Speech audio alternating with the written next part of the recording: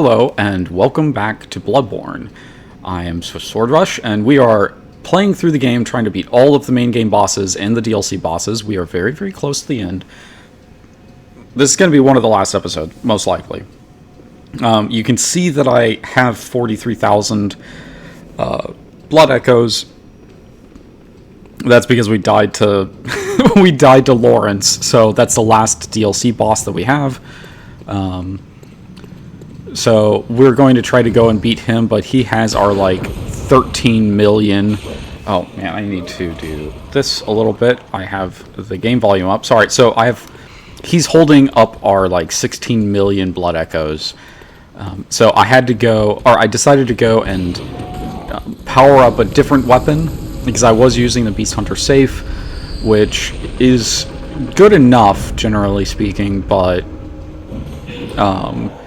it's just not quite that good against Laurence because it doesn't have a serrated edge. So I had to go and... I had a serrated weapon already, but I needed to power it up. So that's why you can see I have this saw spear. I decided to go with the saw spear just because I don't generally use it. Not that it's a bad weapon at all. It's actually a really, really good weapon, but I hadn't really used it. I haven't heavily used it, so I've been trying to use weapons that I don't generally go for, and this is one of them. So I powered it up, and we are at a quite high... You can see our right hand attack is 652, so we have a lot of attack to be able to go against Laurence, and hopefully that means that we actually will beat him this time. And I'm a little bit more comfortable with... thank you for doing that. I'm also really comfortable using these weapons because...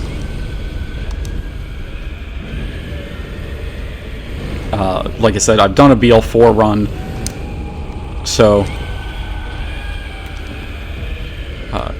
I know how to use these weapons.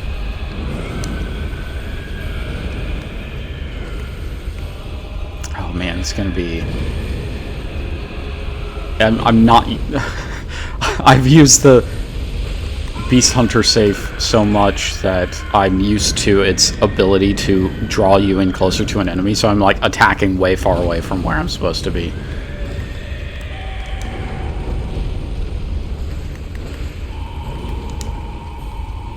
But we are getting a lot better damage now. We've gotten a lot further in this fight now than we did the last time.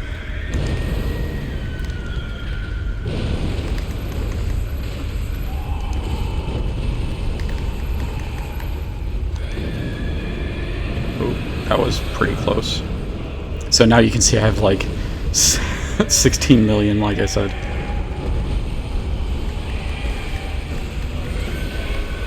There we go. Some breaks.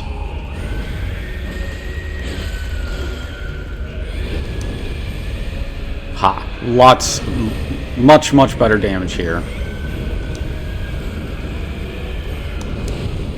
Oof! Don't do it. Don't kill me. Let me heal, and then we will go at it again. We are looking for a sweet spot.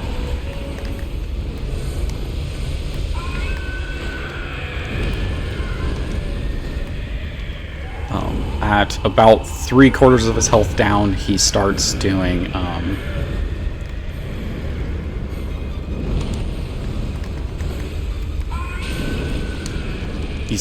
this, where he falls over and he spews...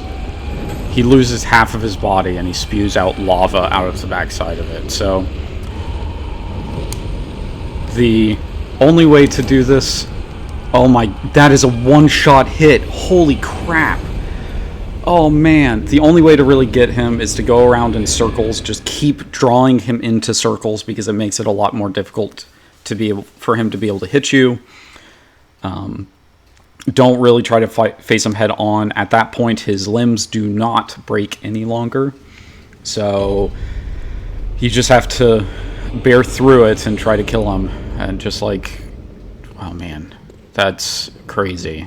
I am apparently really, really deep into the New Game Pluses now, so things are just going to... It doesn't really matter what my health is. My health...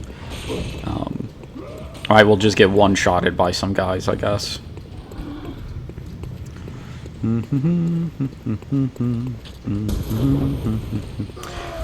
I've run this path so many times, it's not funny. BL4, trying to get this guy, was crazy. It was not very fun. It took me so many attempts, and I just got...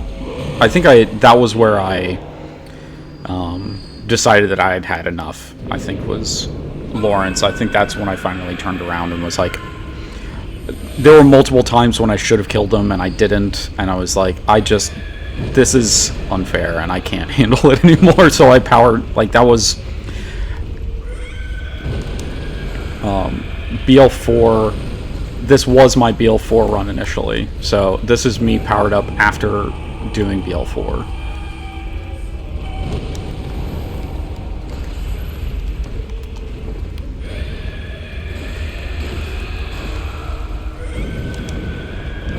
Okay, stay away.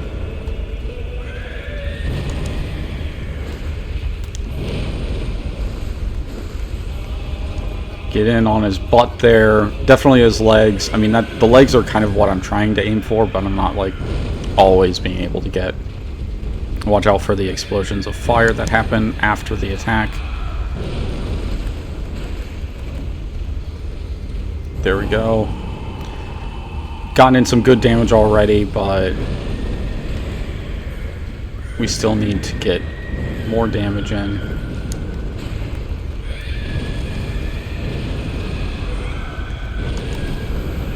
Oof. Oof.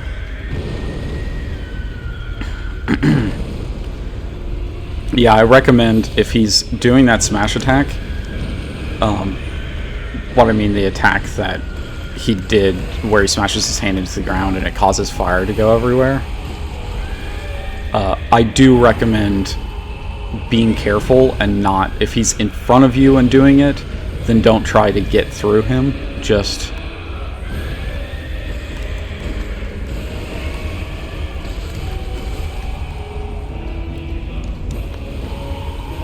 just let him do the attack and wait it out, but if you can get behind him, then do. Oh wow, we must be really close.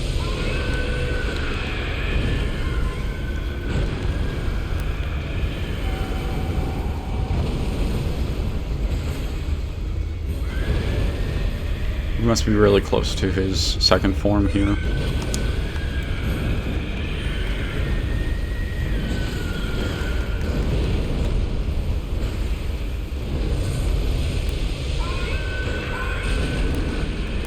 There we go.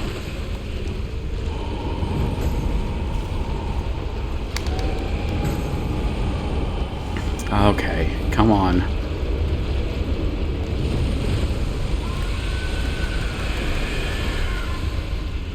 There were some good attacks there.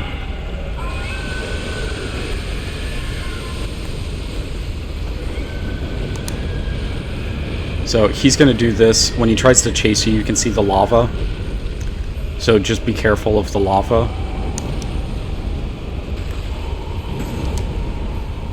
And you should be good, but you get past the lava by going around in a circle. And that's why I said, like, keep going around in a circle where you can. And you don't have to go very far in a circle.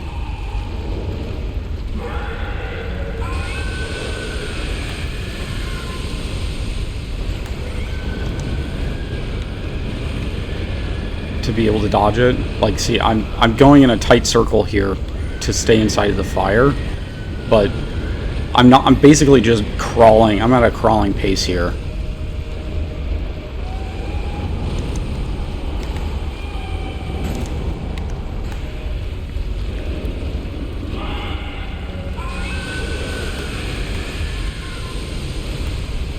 Oof, so close, but we can't allow him. You can't do too many attacks because he does get out of his breaks pretty easily. Oh, there we go. Got him.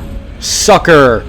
We got him. Nice. This weapon did all of the difference. Like, we certainly could have done it with the Beast Hunter safe, but this made all the difference. This is what did it for us. So we do still have a decent amount of time here.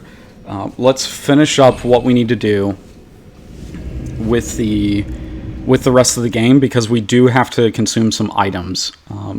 I think we've gotten all of them except for Ariana's, I believe. So let's switch over to the safe.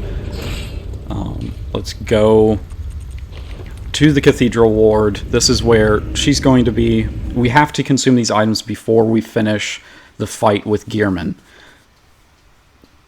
If we don't, then it won't activate the Moon Presence. It's the only way to get the Moon Presence to show up is by doing... by consuming all of the... Oh, what is it called? Umbilical cords. There's a 1/3 of an umbilical cord is what it's called. And see, here she is. She's given birth to a creature, and we need to put her and it out of their misery. And we will get the last umbilical cord. That makes us with 4 of them, I believe. If we go all the way down here. So you can get 4 in the game. You need 3 of them. We're going to just go and use them here, because otherwise I may forget. And we don't want to do that. We absolutely want to make sure to use them. They do disappear after you finish the game. If you go to New Game Plus, you can't carry them over. It's one of the few things in the game that doesn't carry over. So, might as well use them. They give us some insight when we do. We'll go and use that insight, and then we'll go and fight Gearman. And if we're lucky, we can get Gearman in one fight, and we will immediately go to the Moon Presence. And maybe this is our last episode. That would be awesome. 12 episodes, I think. 12 or 13. Yeah. That'd be amazing. Oh, I would be really happy with that. 12 episodes for this. So. Oh, let's see. And that's kind of the surprise. If you're just tuning in and this is your first episode of you watching this series, you really should have gone back to the beginning. Because there is a guy, when you start off with the game near the very beginning, you come up here and there is a guy in a wheelchair. His name is Gearman. He just says that his name is Gearman. He's actually the very, very first hunter that started all of this. And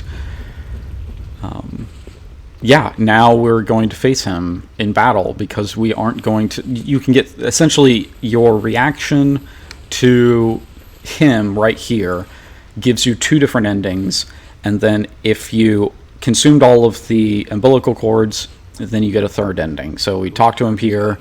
Oh, you've done well. Now I will show you mercy. You will die, forget the dream, and awaken in the morning sun. You will be freed from this terrible hunter's dream. So we are going to refuse. We want to fight him. Fight, fight, fight. This is Fight Club. This ain't no non-pacifist club. Dear, oh dear, what was it? The hunt, the blood, or the horrible dream? Oh. So yeah, then he just like... You play through this game, and he kind of gives you some advice here and there, and kind of gives you some directions in a couple of places. And you're like, oh, he's just a kind of weird, deluded old man. Nope. He will absolutely mess your shit up if you are not careful. And he has a really cool weapon. It's called the Burial Blade. Tonight, Gearman joins the hunt. He's another humanoid, so he can be parried, and we're going to try to parry him as much as we can. I highly recommend taking full advantage of that where possible. because he has some really easy openings and it allows you to do a lot of damage to him.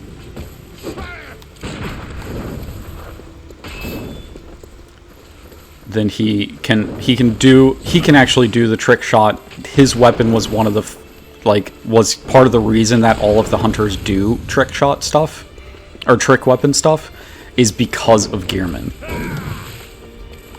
Is because his weapons basically started it all.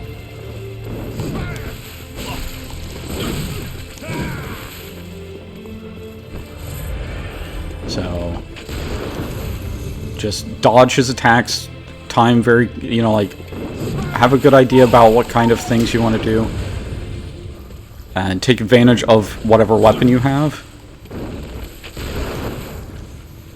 I could be doing a lot more damage to him, but I'm, like I said, I'm sort of taking my time with this because I don't need to be making mistakes here. Not if I can help it.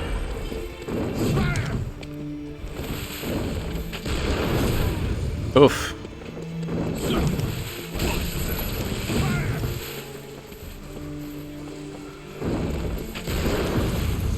Haha. You missed, and that's exactly the reason I was talking about with the church cannon. Like, it's a nice weapon.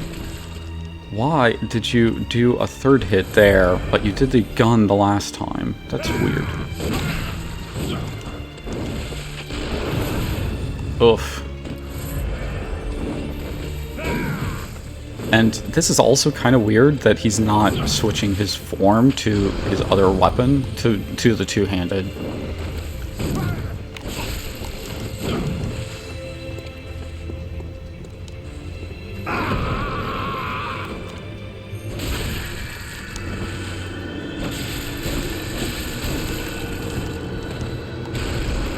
Not so great. Also be aware that there we go, finally we got back to the two-handed. So that charge that he does with the moon, essentially, him drawing power from the moon, it makes it so that he doesn't stumble. So you have to be really careful now that you don't try to think that you can kind of stun him with weapons, because he doesn't get stunned as long as he's powered up like this. So I'm trying to bait him into that. You can still parry him, you just can't do attacks and make him kind of flinch, essentially. See, he doesn't flinch there.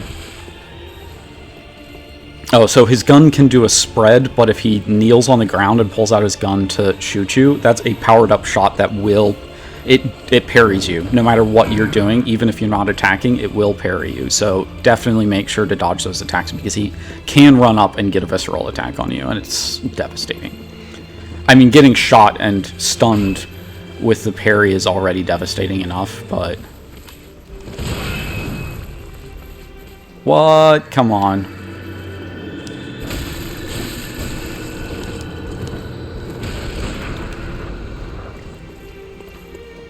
So he can keep recharging that moon thing. Oh, he almost got me with it.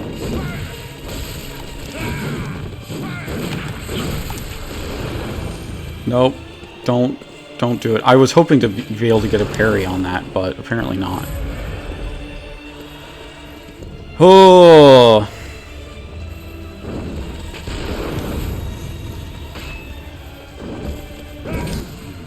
Oh my gosh. Oh, that's so unfair. Oh man. Crap. That is one hit KO. Jeez. Well, it's a good thing I was being careful. If only I would have been more careful and had dodged the correct way. Oof. That's problematic. Okay, so I guess let's try that again. We have plenty of time to try. We do want to be sure to pick up the echoes before he totally devastates us. There we go. Unfortunate to miss that one.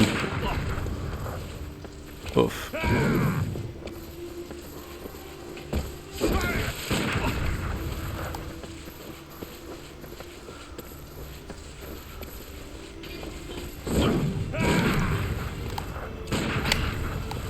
Oh, come on. I'm not getting the parries like I'm wanting to. There we go.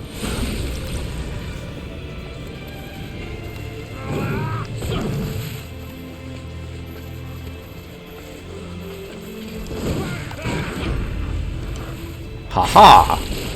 Another good parry. I'm getting really good chunks of his life down each time that I do that. But he also gets really big chunks of my life down when I screw it up.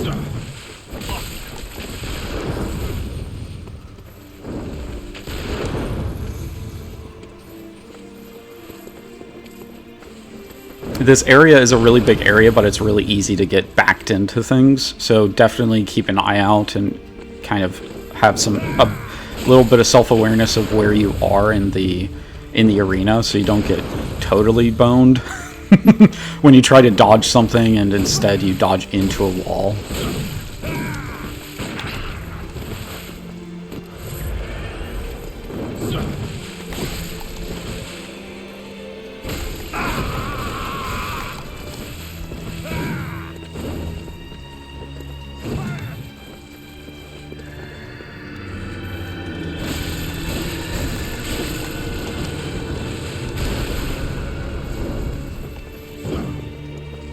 Oof.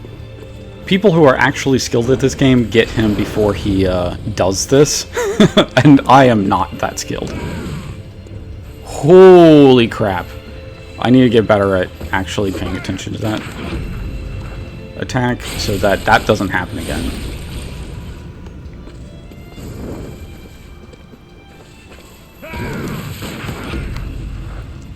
I think that might be it. Yep, there you go. We got him. No more! But that's not the final battle.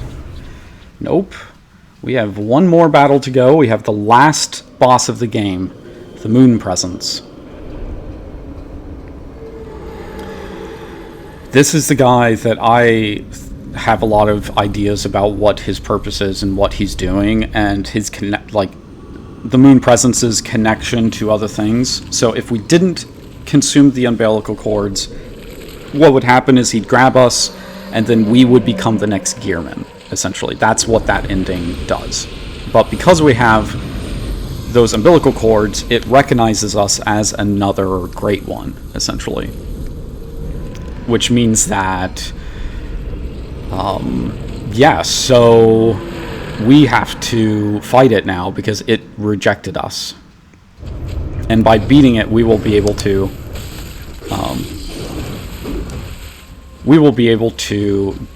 become a Great One.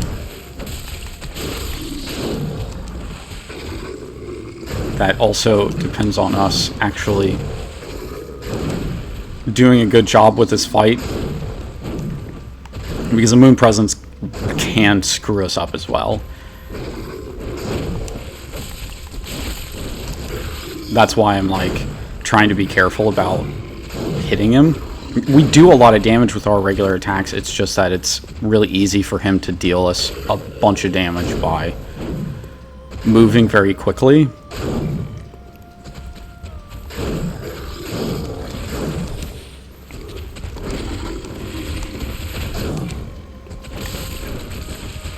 So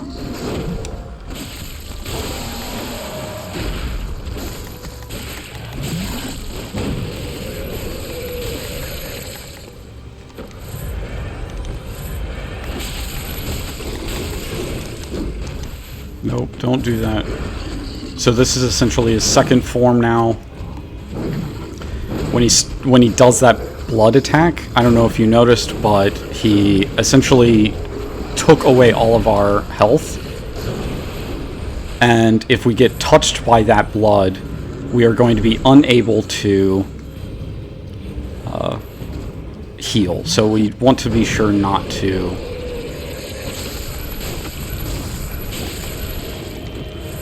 get stuck where we are at low health and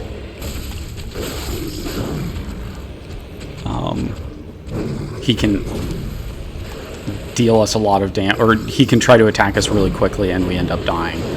So yeah, be careful to stay away from those where those white things are, because that's where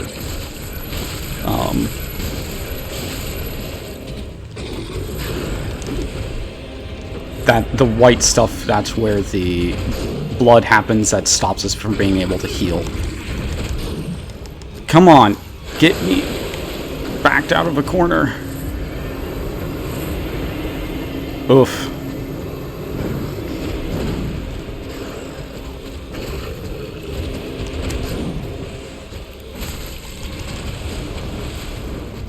I'm hoping that he does this one more time, and that means, ladies and gentlemen, that we have beaten Bloodborne pretty darn thoroughly. That is everything. That is all the bosses, that's all of the main game, well, basically all of the main game, and all of the DLC bosses.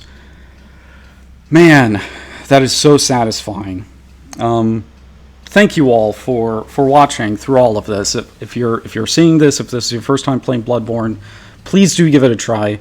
It is a hard game, but it's a very smooth game. I think it has some of the best mechanics. The parry mechanic with your gun is very, very satisfying to get those visceral attacks. The recovering of your health whenever you deal damage with your weapon is a very useful tool, and it kind of helps you really get into the groove of battling your opponents.